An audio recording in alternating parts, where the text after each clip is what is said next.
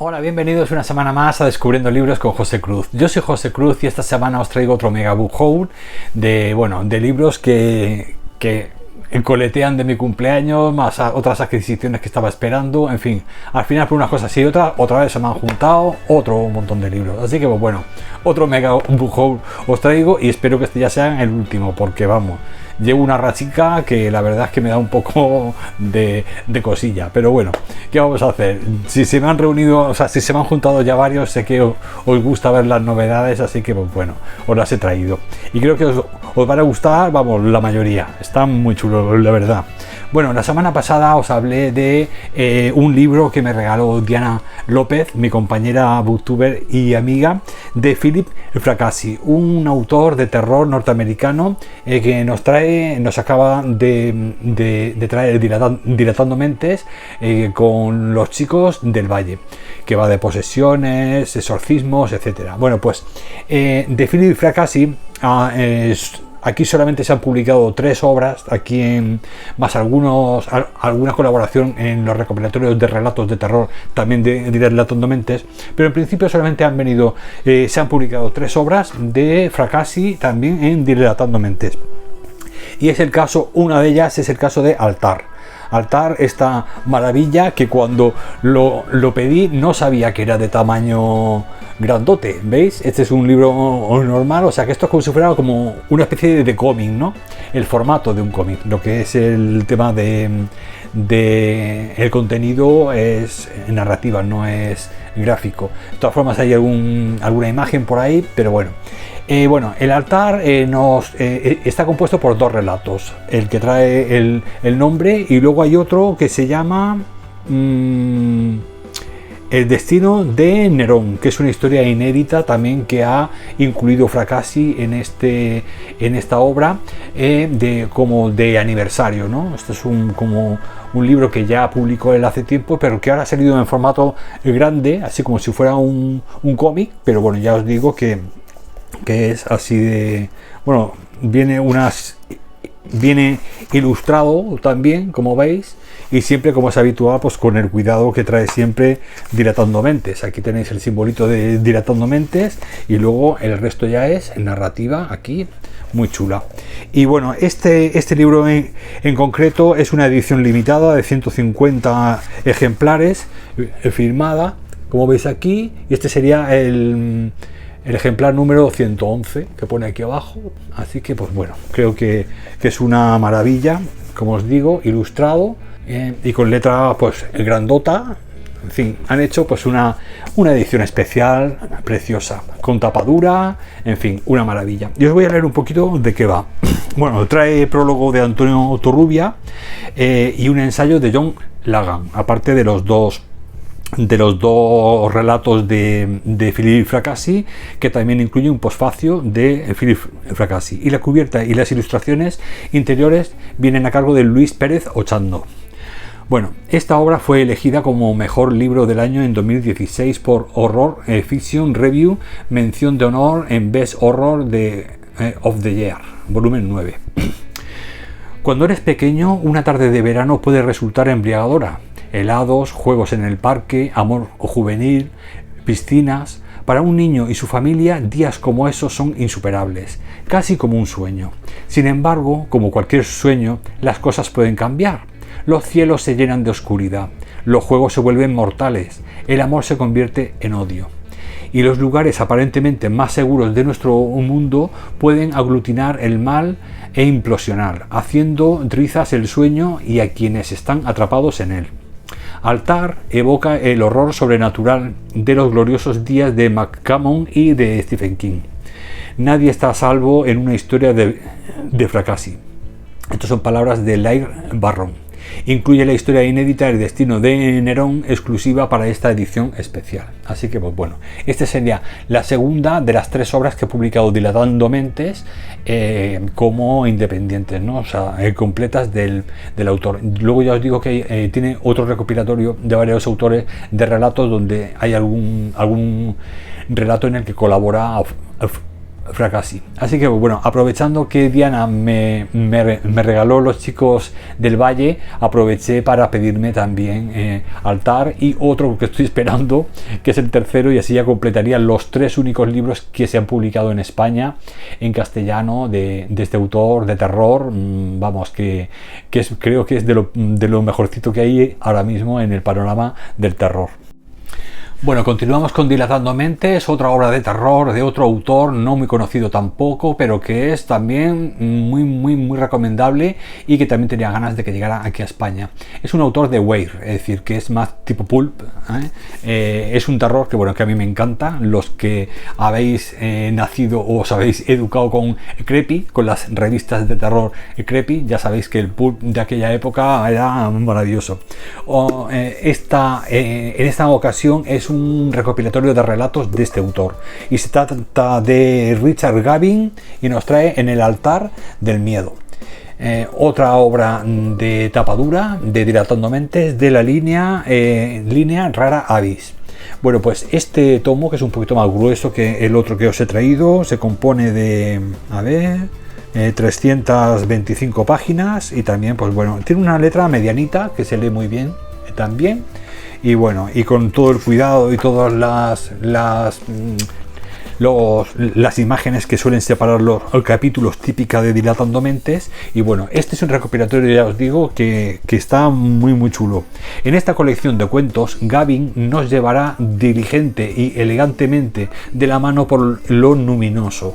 Lo luminoso es como lo etéreo, ¿no? Lo espiritual. Lo luminoso es cuando, por ejemplo, el bosque tiene vida, o el mar, el río tiene vida, o las cosas de la naturaleza adoptan como un espíritu, ¿no? Eso sería lo luminoso. Pues nos lleva de la mano de lo luminoso y lo extraño. Así visitaremos casas donde aguardan presencias propias del folclore japonés. Vislumbraremos iglesias ocultas en el bosque cuyas paredes encierran con contenidos blasfemos. Revisitaremos territorios imaginados por Lovecraft. Deambularemos por las ruinas de la guerra buscando a un ser demoníaco. Adoraremos a deidades que no imaginábamos que pudieran existir. Nos perderemos en terrenos baldíos regados por la sangre de muchos. Abriremos la puerta a seres inimaginables, invocaremos presencias que nos enseñarán un mundo que hasta entonces nos había sido negado. A través de todas estas historias, Gavin analiza problemas de nuestra cotidianidad como la soledad, la demencia, los problemas de pareja, la obsesión, la imposibilidad de salvación, las creencias religiosas, la angustia vital.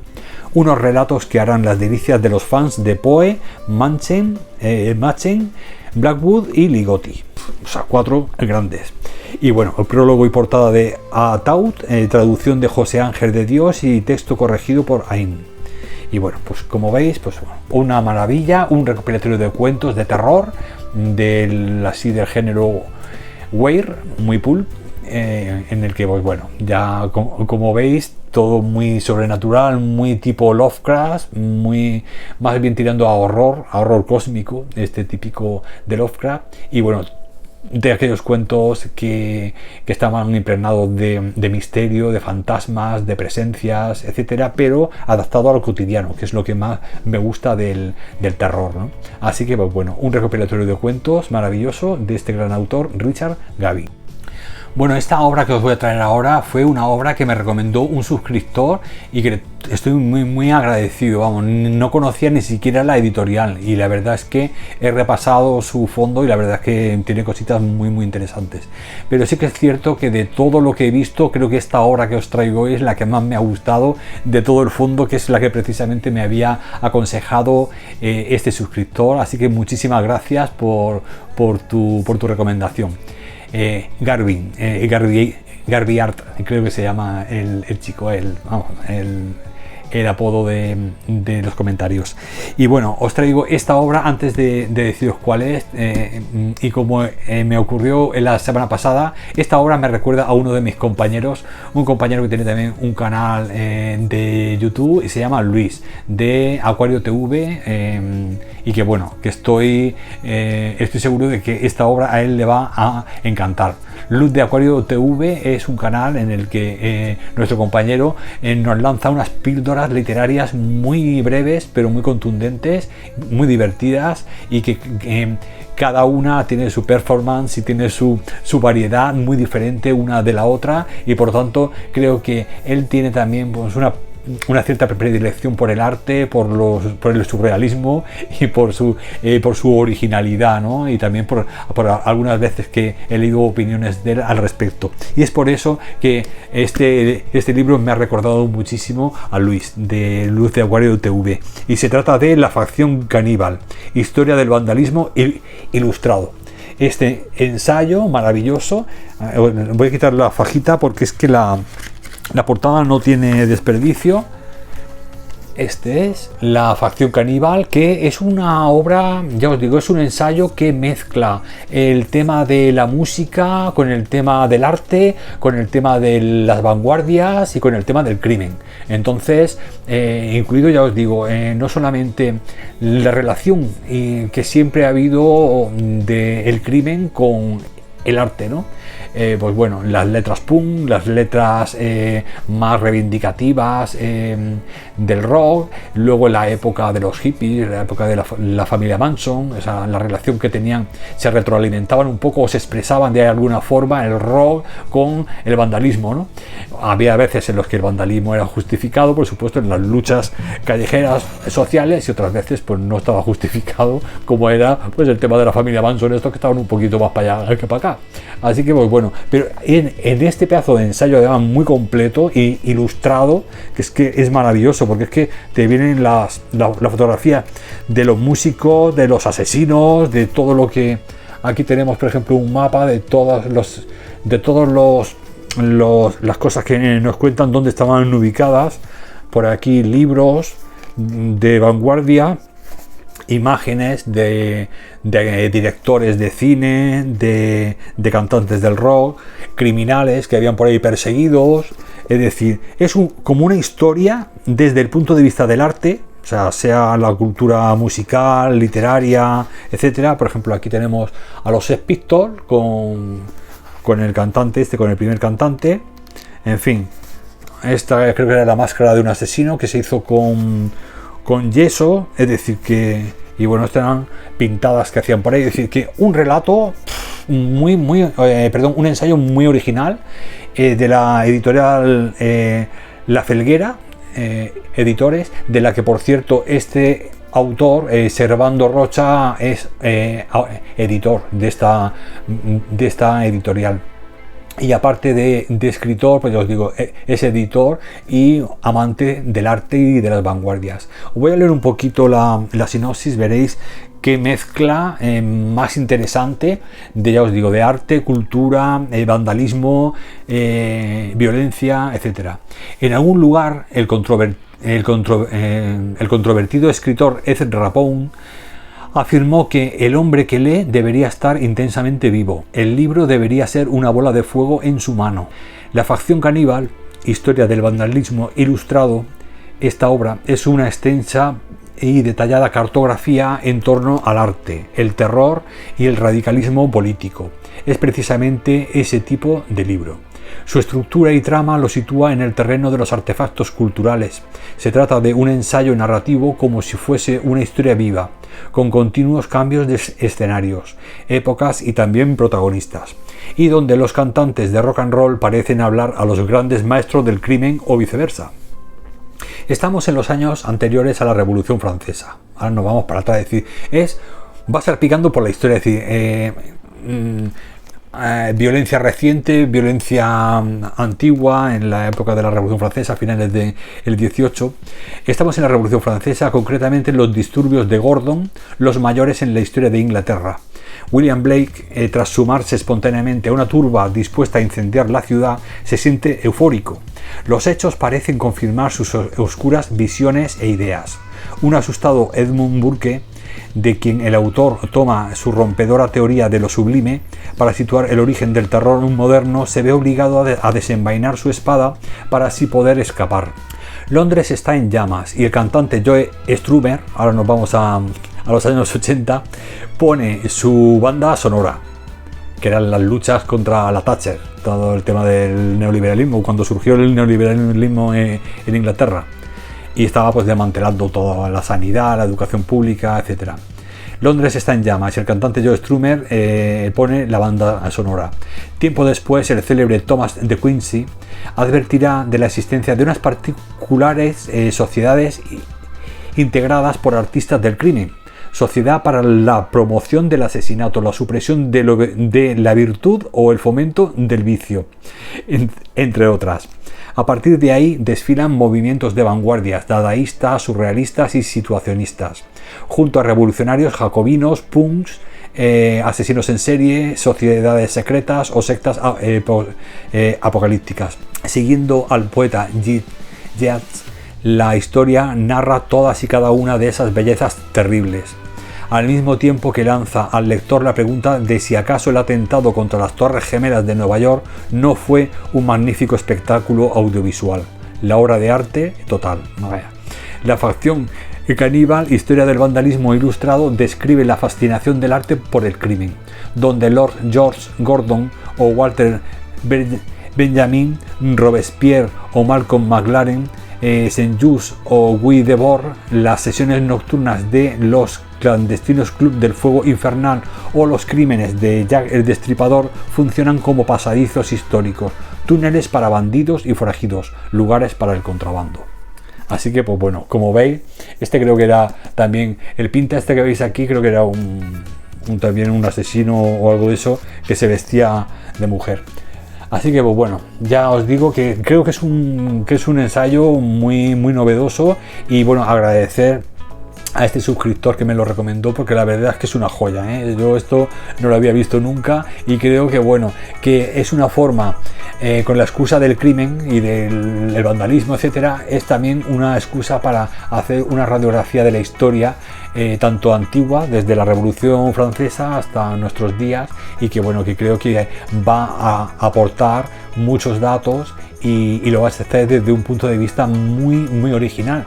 No es el típico ensayo histórico, sino que desde el arte, desde las obras de arte, sean musicales, sean fotografía, pinturas, literatura, etcétera, desde ahí, desde esa óptica artística, nos hace, son como las miradas que los artistas iban aportando de su momento histórico, ¿no? Por donde estaban pasando, y todo en torno al vandalismo, a la violencia. O sea que está muy, muy interesante este libro, que consta de, a ver, os lo digo, tiene un montón de bibliografía, 515 páginas, o sea que será mucho menos, y la letra es medianita. Lo que pasa es que el interlineado es pequeño, entonces pues bueno, hay bastante lectura por ahí. Bueno, pues nada, no voy a seguir, porque si no me empano viendo las fotografías que estoy viendo por aquí, unas cosas muy, muy, muy curiosas.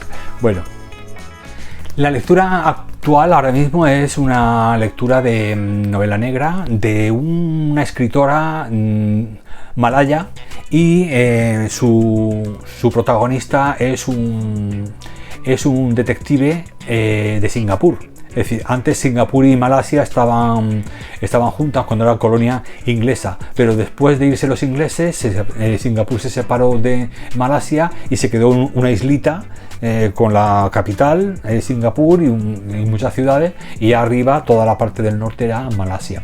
Entonces hay un asesinato. Bueno, no os voy a contar, si es simplemente para daros pie al segundo libro que me he comprado. Bueno, pues este es el libro que me estoy leyendo ahora mismo, que os voy a traer dentro de muy poquito.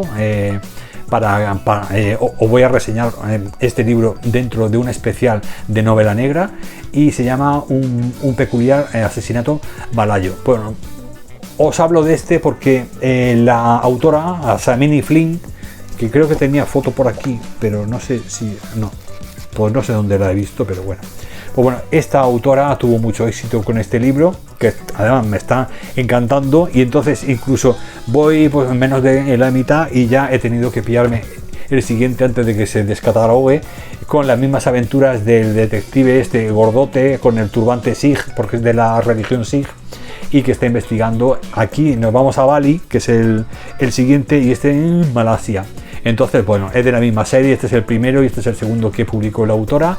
Y bueno, ya os digo que este segundo va en el mismo estilo. Un detective que avisan. En el primer caso lo llaman de Singapur porque habían asesinado a un hombre y habían acusado a su esposa de asesinato, y la esposa precisamente era de Singapur, era singapurense. Por lo tanto, lo mandan a él pues para intentar pues que la investigación se llevara a cabo de una forma decente, ¿no?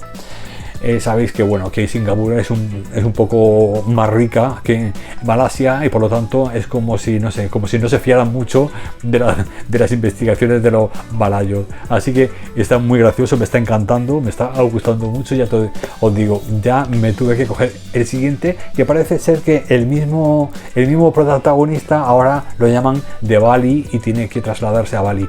Me está encantando sobre todo lo exótico y lo impresionante que es el estar leyendo y empaparte de la cultura de aquel sureste asiático maravilloso. Las comidas, cómo cocinan, el detective cómo va comiendo en todos los restaurantes, porque va, claro, allí puedes comer por la calle, no es como aquí que tienes que pedir mesa en un restaurante, no, allí paras un momentico, comes y continúas con la investigación. Y entonces te explica todo lo que pide, de dónde viene cada plato, o sea que vas ahí empapándote de cómo llevan todavía los carretines esos donde te llevan como si fuera un taxi, en fin, que está muy chulo. Y luego cómo hablan los policías malayos, cómo habla él, cómo se relacionan, qué tipo de sistema judicial hay. Aquí, por ejemplo, te sacan la Sharia, que la Sharia sabéis que es el sistema judicial musulmán más uno de las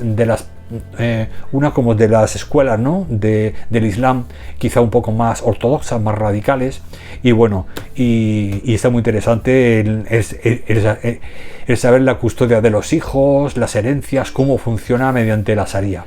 Y entonces me está encantando por eso, porque es que me estoy empapando de toda la cultura de aquella zona y estoy flipando. Así que nada, me tuve que pillar este segundo, porque ya os digo, porque estoy con este entusiasmado y digo, voy a por el otro, y así ya en cuanto acabe continúo con el segundo.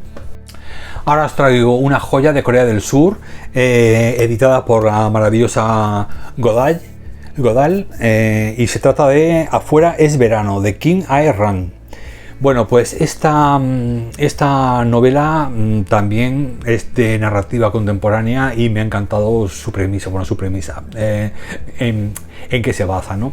Resulta que en 2014 hubo un naufragio de un ferry en las costas de Corea del Sur donde fallecieron 230 y pico niños, estudiantes, con sus profesores.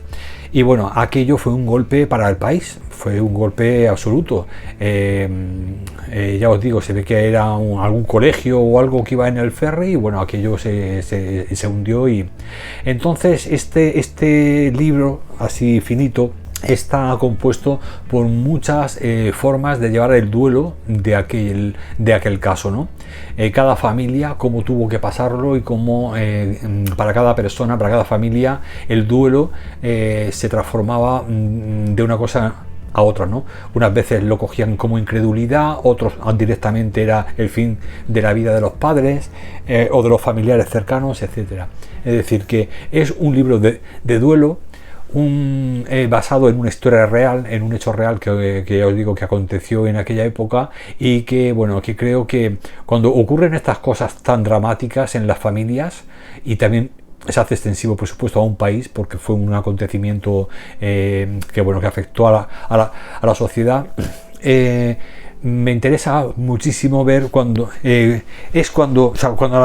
a la gente le va bien en el día a día, no pasa nada, ¿no? O sea, no hay grandes altibajos, pero cuando te viene un drama de este tipo es cuando realmente te sumerges en el corazón humano y ves cómo actúa y cómo piensa y cómo siente cada persona, ¿no? Y en este caso, gente de una cultura allí en Asia muy diferente a la nuestra, y me interesa mucho este tema porque esto no es ficción, es decir, esto es como una crónica, ¿no? Una especie de crónica basada en un hecho real, pero que no deja de indagar en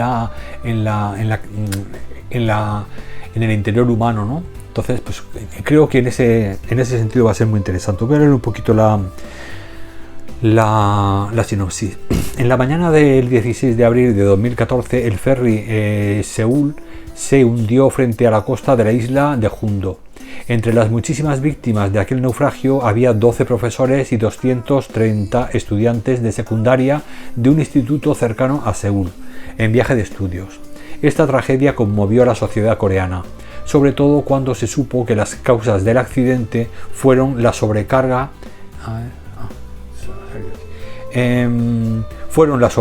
y una maniobra errónea de la embarcación.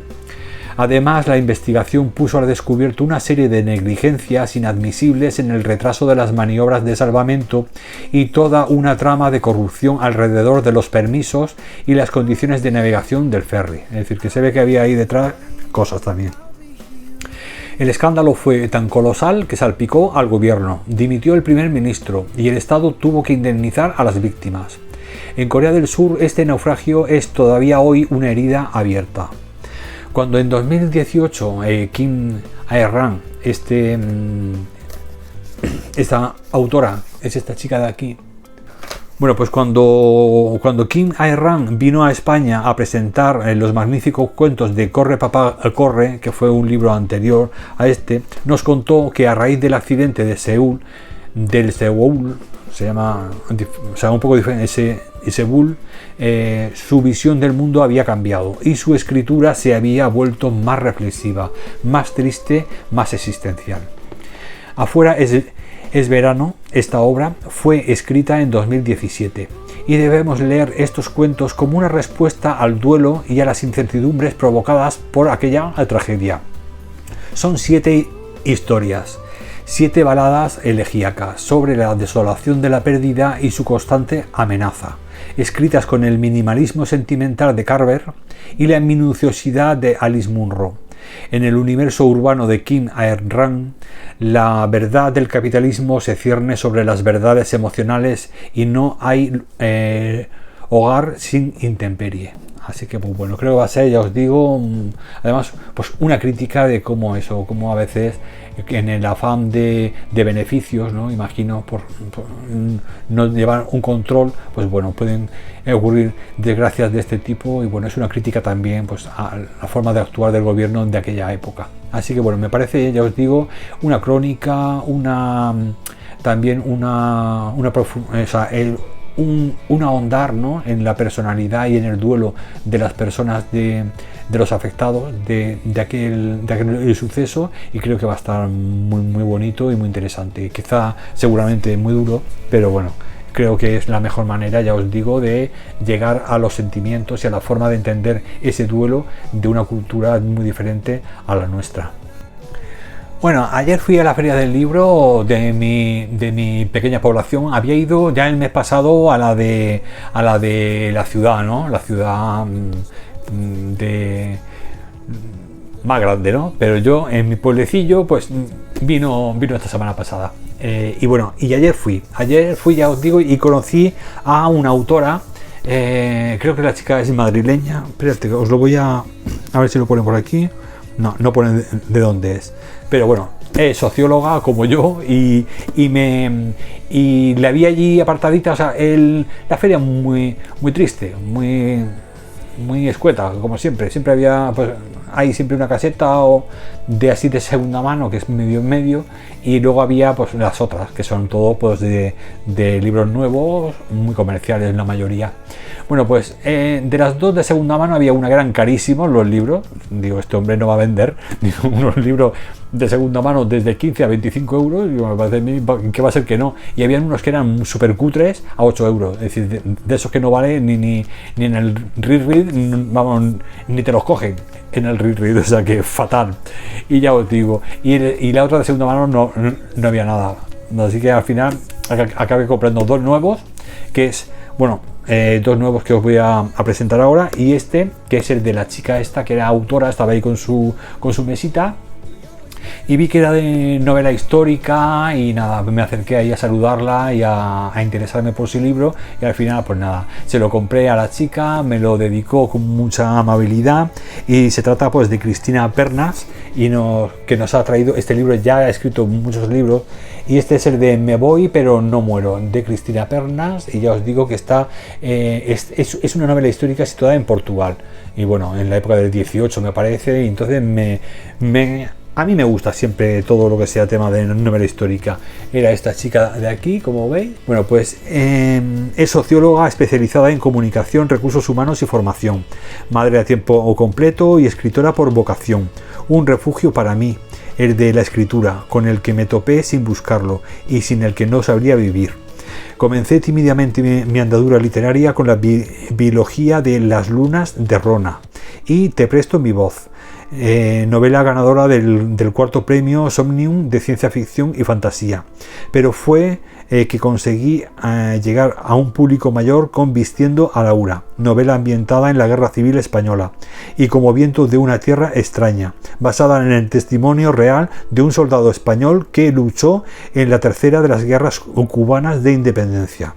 Regreso con un thriller histórico, Me voy pero no muero, una historia que llegó hasta mi pluma por un inesperado suceso y que recrea una vetusta leyenda portuguesa, inquietante, inesperada y sorprendente. Y bueno, os leo un poquito si queréis. La edición, la verdad que está muy bien. Creo que es una edición en la que ella colabora, porque me estuvo hablando de Alas de Papel, que es la editorial, y creo que es una cooperativa de escritores que se han juntado para producir sus propios libros. Y bueno, están un poquito entre la autopublicación de Amazon, por ejemplo, y las editoriales tradicionales. Están ahí un poquillo, yo os digo, es como una cooperativa, y bueno, pues entre todos aportan una parte del beneficio de las ventas pues para producir los libros, y la otra parte se la reparten, claro. Y bueno, la edición, ya os digo, está muy bien, el papel es de calidad, la letra perfecta, es medianita. Esta novela consta de 400 páginas y con las solapitas, y aquí también tiene algunas ilustraciones así muy bonitas. O sea que la verdad es que está muy bien hecha, está hecho con cariño. Bueno, os voy a leer un poquito la sinopsis. No debí morir aquel día. Ese abrupto final no estaba escrito para mí.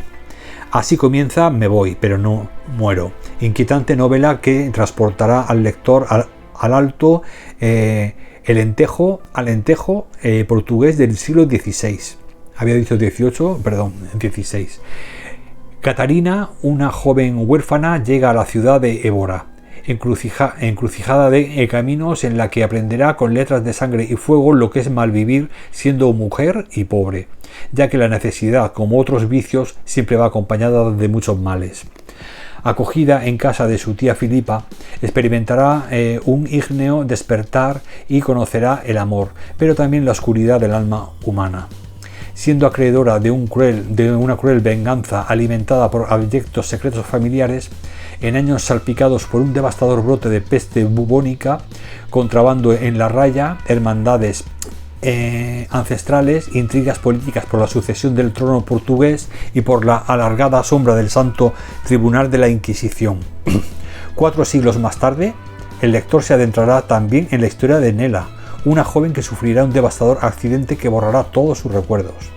Aunque ¿acaso cuando estos son tan oscuros que es olvidar lo mejor que podemos hacer? Fue como si hubiese invocado al diablo para descargarlo encima de mí. Dicen que la naturaleza del mal es fría. Todos los que lo aseguran tienen razón, pues a partir de ese día un aliento gélido me acompañó allá donde fuera. O sea que me parece que va a estar muy chulo. Ya os digo, siglo XIX, Portugal, también nos va a permitir descubrir qué ocurría en aquella época. Y bueno, una niña huérfana, drama, historia. Yo creo que va a ser una novela muy interesante, y 400 páginas está bastante bien. O sea que creo que ya os digo que me gustará, y será pues una de estas obras que de vez en cuando, no suelo leer mucha novela historia, aunque me encanta la novela histórica, pero de vez en cuando sí que me gusta volver a descubrir algo nuevo, y sobre todo pues eso, autoras así que no tienen mucho nombre y que normalmente son esos escritores en los que en cualquier momento te sorprenden y te encuentras una joya. Así, bueno, ahora os traigo el segundo libro que me compré en la Feria del Libro, nuevo ya os digo, pero de edición bolsillo, muy bien de precio, y que es un libro que llevaba mucho tiempo estaba, pero que bajara de precio, y siempre estaba ahí pensando, digo, a ver si lo sacan en una edición bolsillo bonita y me lo cojo. Y bueno, ha sido un acierto porque ya por fin lo tengo. Se trata de Secretos Imperfectos de Hoare y Rosenfeld. Son dos autores que escriben juntos, siempre a 4 manos, y bueno, ya al final han sacado una edición de bolsillo, pero de tapa semi-rígida, de estas que me encantan, y que bueno, con una letra pequeña, como todos los de el bolsillo, y consta de 535 páginas. Está editada por Planeta, y bueno, y este ya os digo, estos autores son, este hombre es un productor, el de el Horse, espérate que no me quiero equivocar, porque os van a sonar los dos. El Horse es el que hizo Wallander, el detective ese escandinavo, en la serie de Wallander, que hicieron película y series de televisión. Bueno, pues Hoare, además de hacer de crear a este personaje, es productor de cine y de televisión en Suecia. Y luego Rosenfeld, de aquí abajo, es el que hizo Brombroen, El Puente. ¿Os acordáis de aquella serie que empezó, que era escandinava también? Era una coproducción de Dinamarca y de Suecia, y me encantó, pero la versión la europea, luego hicieron la americana, que no valía mucho, pero la verdadera, la de Brombroen, esa os recomiendo que la veáis sí o sí. Pues esa la hizo Rosenfeld, que es guionista. Este es el principal guionista de Suecia y creador de la serie de mayor éxito escandinavo en los últimos tiempos, premiada serie policíaca de Bridge, el Puente, o Brombroen en su idioma, que se emite en más de 170 países. Bueno, pues este es el primer libro de la serie de Bergman, que es el detective de la serie que comparten los dos escritores. Y os leo un poquito la sinopsis. Esta es muy buena, ya os digo, si os gusta Brombroen, o sea, el puente, que os acordáis que es aquella en la que encuentran un cuerpo en mitad del puente que une Dinamarca con Suecia, y cuando van a cogerlo ven que está cortado por la mitad. Por lo tanto, la mitad del cuerpo está en Suecia y la mitad está en Dinamarca, con lo que obliga a las dos policías a colaborar. La detective sueca es la caña, creo que tiene autismo, pero es muy divertido, o sea, es muy buena. Además, es súper metódica. Y el otro, el detective masculino danés, voy a poner aquí, danés, es muy emocional, muy por instinto, es todo lo contrario a ella, y hacen una pareja que es muy buena esa serie, la recomiendo muchísimo. Bueno, pues por ejemplo, es, ya os digo, el primero de la serie Bergman, y dice así: en una zona boscosa de Västerås, un joven de 16 años ha sido brutalmente asesinado. No hay pistas, la policía está perdida y no sabe por dónde tirar, pero un viejo conocido aparece de improviso, Sebastián Bergman, el mejor y más insufrible psicólogo criminal de Suecia, retirado del servicio desde hace algún tiempo. Cuando Bergman descubre un hecho desconocido de su pasado que no puede ignorar, necesita tener acceso a los archivos policiales y se ofrece a ayudar a esclarecer el crimen, para desesperación del equipo que investiga el caso, a cuyos integrantes humilla sin cesar. En Västerås existe más de un secreto que saldrá a la luz, un misterio de difícil resolución y una trama adictiva hasta el insomnio, la primera entrega de la serie de la novela negra que arrasa en Europa. Bueno, pues ya os digo que tiene muchas ganas de cogérmelo, pero como ya os digo, le han dado tanto bombo, yo hasta que no pasa un poco esa fiebre inicial y el pozo, como que baja, ¿no? El pozo y la cosa, las aguas se tranquilizan un poco. No quiero adquirir los libros en plena fiebre, no me gusta. Así que pues bueno, ya por fin lo tengo a un precio muy bueno, una edición preciosa, pequeñito, o sea, está súper chulo.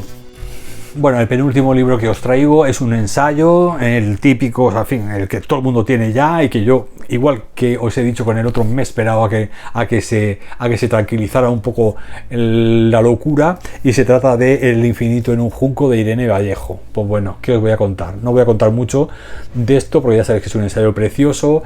Me han dicho que está un poco desorganizado, está un poco, va para adelante, para atrás en la historia, está un poco ahí a salto de mata, pero me da igual. A mí me encanta tener un ensayo que se refiere a la historia de los libros, y con la pluma, vamos, que ya he visto a la autora en entrevista, he visto muchas reseñas de este libro, y bueno, yo ya sé que esto es ir a lo seguro y va a ser muy bueno y voy a disfrutarlo muchísimo. Ya os digo que es un ensayo gordete, me he esperado que lo sacaran ya en edición más económica, pero igual de bonita, porque vamos, es que es preciosa la edición. Y bueno, y no os voy a leer nada porque ya os digo que esto es muy conocido ya, lo habéis visto reseñado en todos los lados ya, por lo tanto, pues bueno, este es otro de los que, como mi feria del libro es tan triste, pues dije, mira, pues me voy a tirar por libros nuevos, así de segunda mano, económicos, que tenía ya pensamiento de comprarme, y por aprovechar el viaje y poco más. Así que pues bueno, ya sabéis que esto es una maravilla, una maravilla. Bueno, y ya la joya de la corona, me la he dejado para el final, y este último libro va dedicado a mi compañera y amiga Carol de Miss Maupassant, que bueno, que la semana pasada le dije que había conseguido un libro estupendo de este autor, pero no le dije qué título era, y entonces claro, pues dijo que yo era muy malo por no revelarle el título. Le dije que se tenía que esperar al Book Haul, así que le pido disculpas por ser así de malo. Y bueno, y este libro va dedicado para ti. Bueno, pues Víctor Hugo escribió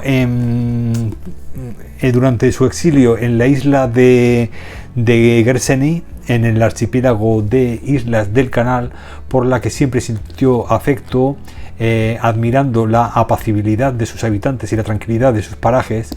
En el prefacio de este libro que os voy a enseñar ahora, explica que el libro formaría parte de una trilogía, de la que este sería el primer libro. Y os hablo de El hombre que ríe, de Víctor Hugo. Como veis, El hombre que ríe sería, según el prefacio original que él escribió, este sería la primera hora de una trilogía que iba a escribir, que pensaba escribir. Bueno, pues, ¿qué ocurrió después? Pues después ocurrió, bueno, la primera parte, El hombre que ríe, este título dice que se podría haber sustituido por La aristocracia. El segundo libro tenía pensamiento de llamarle La monarquía, pero nunca llegó a escribirlo. Por lo tanto, ese segundo libro no lo escribió nunca. Sin embargo, el tercero sí que lo publicó, fue publicado en, a ver si lo ponen por ahí el año, no lo pone, vale, pues nada. Pues el tercero se llama El 93 y sería la tercera parte de la trilogía, de la que falta el segundo, y que tiene como escenario el crítico y decisivo año 1793 de la Revolución Francesa, el año del heroísmo y de las victorias sorprendentes. Bueno, pues este libro que os digo, me lo compré hace un año, este no es el que os voy a enseñar ahora, porque este es uno de esos resumidos que, bueno, que están censurados, resumidos, de esos que uno más, y fue el más completo que encontré, porque los otros que había aquí en España o estaban mucho más resumidos que este, o bueno, o eran súper viejos y no me fiaba de que fueran completos, porque estaba acostumbrado a ver grandes obras de Víctor Hugo y digo, qué raro que sean 200, 300 páginas, El hombre que ríe. El caso es que al final conseguí que tenía unas pocas más de páginas, 440 páginas, de Nueva York, de una librería de Nueva York. Y es la obra que he tenido del hombre que ríe desde hace un año en casa, hasta que hasta que publicaron la que os voy a enseñar ahora, que es la completa. Y ya dije, esto sí que es la completa, y es la única que he encontrado, y encima en una editorial maravillosa como es Pretextos, que sabéis que es una editorial un poco cara, pero es que cuida muchísimo sobre todo la traducción, y bueno, y se asegura de que sea siempre completa y siempre con sus notas a pie de página, etcétera. Bueno, pues esta es la maravillosa obra que os traigo hoy, que es ya os digo, mi joya de la corona, El hombre que ríe, que ya os digo que inicialmente se podría, dice Víctor Hugo, que se podría haber llamado perfectamente La aristocracia. Luego vendría el segundo, La monarquía, que no lo escribió, y ya el tercero sería el 93. Pues El hombre que ríe sería la primera parte, y pues ya os digo, esto sé que es un señor total, no sé si eran 1100 páginas o por ahí andará, y sí que ya es la edición completa de Pretextos, que ya os digo que es la única que hay ahora mismo en castellano completa, y sin censura, por supuesto. Os voy a leer un poquito. El hombre que ríe es, de todas las novelas de Víctor Hugo, la más extraña y la más barroca, tal vez la más precozmente surrealista. Lo es por su decorado nocturno y onírico, por la atención a los fenómenos de la pesadilla y de la videncia, por el gusto por la monstruosidad y la inclinación al humor negro. Eso lo dice Víctor Goldstein. Dos ojos parecidos a rendijas, una raja por boca, una protuberancia chata con dos agujeros que eran la nariz, un aplastamiento en lugar de cara, y como resultado de ello solo hace reír. Es seguro que la naturaleza no produce por sí sola tales obras maestras. Gwynplaine, que es el protagonista, hacía reír riéndose. Y sin embargo él no reía. Su cara reía, pero no su pensamiento. La especie de cara inaudita que el azar o una industria extrañamente especial le había modelado se reía sola. Gwynplaine no tenía nada que ver con eso. Lo externo no dependía de lo interno. Esa risa que él no había puesto en su frente, en sus mejillas, en sus cejas, en su boca, no podía quitársela. Le habían aplicado para siempre la risa en el rostro. Esa era una risa automática y tanto más irresistible cuanto que estaba petrificada. Es decir, que tenía una malformación, le hicieron una deformación en alguna situación violenta, y se le quedó como una sonrisa, ¿no?, en el rostro. Bueno, pues no sé si sabréis que de esta obra, de El hombre que ríe, está de Gwynplaine, que es el protagonista. De ahí se basaron para el personaje de el Joker, el famoso Joker creo que es de DC, de DC. Ese personaje está sacado del protagonista de El hombre que ríe. Por lo tanto, es un personaje, pues bueno, que estáis hartos de ver en el cine, y como sabéis también tiene esa cara como paralizada ahí, ese rostro, ese gesto que no puede quitarse de la boca, y que él, aunque esté triste y llorando por dentro, tiene que mantener esa sonrisa de cara afuera, ¿no?, al público. En ese caso, por ejemplo, sería pues ese gesto que tiene que hacer el Joker. En este caso es una malformación, es decir, una malformación por algún cuchillazo o algo que le habrán, que no me lo he leído, no sé de qué va, pero yo imagino que será pues algún trauma que se le ha quedado la sonrisa, que hace reír a los demás, pero por dentro él está arrastrando una pena, ¿no? Así que creo que, bueno, ya os digo que esta es la penúltima obra que escribió, porque esta que os voy a enseñar ahora sería la tercera parte, porque la segunda nunca llegó a escribirla, y es el 93, que es esta de aquí. Este es el 93, que solo lo he podido conseguir en esta edición antigua de segunda mano. ¿Veis? El 93, que hace referencia a 1793 y al año, uno de los más bestiajos y más importantes de la Revolución Francesa, y que ya os digo que esta obra no la he podido encontrar en otra edición que no sea antigua. No se ha vuelto a reeditar, por lo menos en castellano. Esta, de hecho, os voy a decir de qué año es.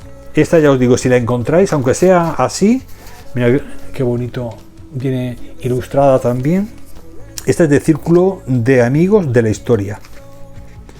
Ediciones Ferni, Génova, 1972. Es decir, que de 1972 es esta obra, esta edición. Letra pulga total, pero bueno, o por lo menos la tengo. No, y está muy bien porque tiene sus ilustraciones, que en aquella época la verdad es que eran dados a hacer unas ilustraciones preciosas, así que pues, bueno, estoy también muy contento con... Y esta la compré mucho antes que la de El hombre que ríe, la edición de Nueva York, y la vi en un reread y me la cogí, y ahora estoy súper contento porque es que ahora es que es muy difícil encontrarlo. Se puede encontrar así en una edición de estas de segunda mano por internet, pero ya os digo que no hay ninguna, ahora mismo no hay ninguna edición nueva. He visto alguna cosa de esas que hacen ahora, que es como republicar, ¿no? O sea, como autopublicados por Amazon, que te cogen el texto y copia y pega y te hacen ahí como, y te cobran 20 euros o 25 euros por la misma, por el mismo texto este. Entonces esos hay que desconfiar. Así que pues nada, aquí tengo el 93, que sería la tercera parte, y esta sería la primera parte, que realmente sería la primera y la segunda parte, porque ya os digo que no hay ninguna segunda parte de El hombre que ríe. Y nada, pues este sería mi edición pretextos, mi clásico francés, y bueno, y mi joya de la semana de esta semana. Y nada, así que pues eso, aquí tienes el título, Carol, y siento mucho haberte tenido con la intriga toda la semana. Lo sé, soy muy malo y muy perverso. Así que pues nada, aquí está, El hombre que ríe, de la editorial Pretextos. Ya con muchísimas ganas de... Que ahora, por cierto, estamos con Los Miserables, también leyéndolo en lectura conjunta con Diana López, con Carol, con Silvia. En fin, hemos formado un pequeño club de lectura para este verano, leernos Los Miserables, y bueno, lo estamos disfrutando, que es una cosa alucinante. Así que pues bueno, no creo yo que tarde mucho en leerme el hombre que ríe, porque estoy encantado con Los Miserables. Así que seguramente, si no este invierno, para el verano, pues a lo mejor para el verano que viene me pongo con este. Pues bueno, muchas gracias por haber venido una semana más a ver mis vídeos, y espero pues que bueno, que de toda esta variedad así un poco mezcladilla hayáis encontrado algún título que os interese. Os deseo una semana de lecturas maravillosas, y bueno, ya nos vemos la semana que viene con creo que viene un especial el jueves viene un especial de novela negra, no me acuerdo. Bueno, no lo sé, porque estoy muy despistado. Ya lo veréis, pero viene un especial seguro. Bueno, pues muchas gracias, ya os digo, por estar ahí, y espero que estéis disfrutando de un verano maravilloso. Un abrazo, lectores, y hasta la semana que viene.